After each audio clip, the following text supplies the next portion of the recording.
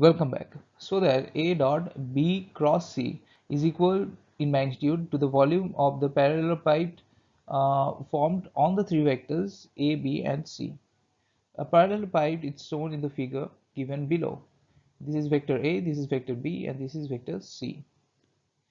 So volume is given by A, B, C. We can write B cross C equals BC sine theta n hat. The direction of n hat is in the direction of vector A.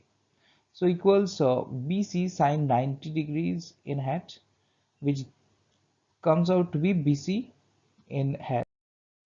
Now A dot B cross C equals A dot BC in hat, that is ABC cos theta, which is equal to ABC cos 0 degree, which eventually gives ABC. This is equal to volume of parallelepiped.